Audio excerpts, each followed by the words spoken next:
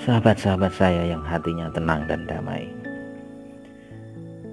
tentu kita sudah lama mengenal dengan istilah pahala dan dosa, balasan dan ganjaran.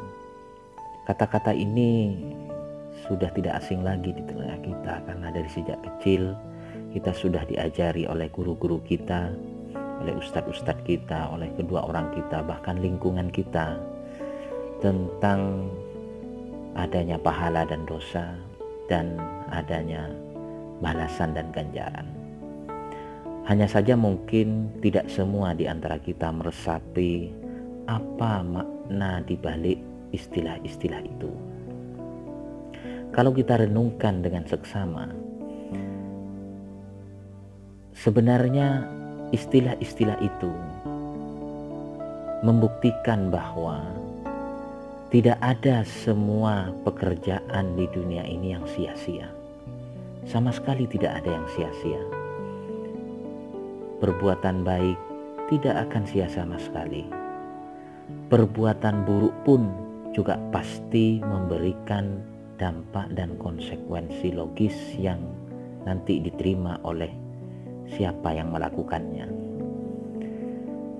Jika tidak ada konsekuensi, jika tidak ada balasan, jika tidak ada pahala, jika tidak ada ganjaran, jika tidak ada dosa, maka sungguh naif sekali kehidupan ini. Akan banyak orang-orang yang tertindas di dunia ini selama hidupnya, dia tidak akan bisa menuntut hak-haknya, baik hak-hak di dunia maupun hak-haknya di akhirat kelak. Contoh misalnya, ada seorang manusia yang dizolimi, disiksa oleh orang yang lebih kuat, dianiaya oleh orang-orang yang zalim sampai ia mati. Dan jumlahnya ini bukan hanya 1-2 orang saja, banyak sekali jumlah orang yang mengalami penyiksaan-penyiksaan itu. Jika tidak ada pahala dan dosa, jika tidak ada balasan dan ganjaran, maka orang-orang yang teraniaya, tersiksa ini, dia sama sekali tidak akan mendapatkan hak-haknya. Dan orang yang berbuat aniaya, orang yang menyiksa orang yang lebih lemah darinya, dia juga tidak akan mendapatkan balasan apa-apa. Sungguh naif sekali. Kehidupan ini akan menjadi suatu momok bagi semua makhluk hidup karena tidak adanya balasan dan ganjaran. Demikian pula bagi orang-orang yang berbuat baik di dunia ini, beramal soleh, menolong sesama, menyantuni fakir miskin, menyantuni anak yatim, melaksanakan perintah-perintah Tuhannya, dan menjauhi segala larangan-larangan Tuhan. Kalau tidak ada balasan, kalau tidak ada pahala, maka sungguh naif sekali. Artinya yang menjadi kesimpulan kita adalah setiap perbuatan pasti ada balasannya. Setiap kebaikan pasti ada balasan yang berlipat ganda. Dan setiap kejahatan apapun itu juga pasti ada balasannya.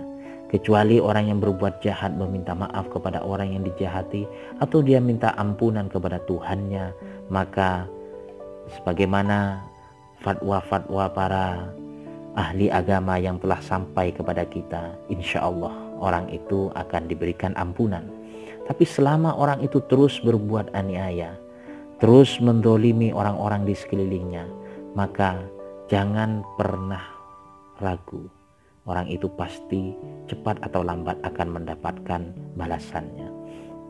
Karena itu sahabat-sahabat saya yang hatinya tenang dan damai, kalau kita kaitkan dengan kehidupan sehari-hari, maka banyak orang yang bahagia, bahwa kebahagiaan itu sebenarnya adalah balasan dari perbuatan-perbuatan baiknya.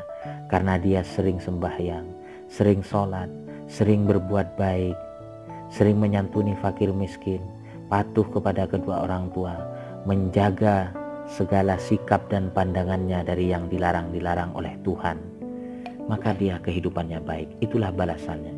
Sebaliknya, banyak orang yang menderita, banyak orang yang sengsara, kacau balau hidupnya, hancur keluarganya. Itu sebenarnya juga balasan dari perbuatan-perbuatan jahatnya, korupsi, menganiaya, mendolimi orang, melakukan apa-apa yang dilarang oleh Tuhan dan lain sebagainya. Maka yang menjadi kesimpulan kita hari ini adalah kebaikan kita pasti akan memberikan kebahagiaan kepada kita, dan setiap kejahatan pasti akan mendapatkan balasannya yang setimpal. Demikian, semoga ada manfaatnya.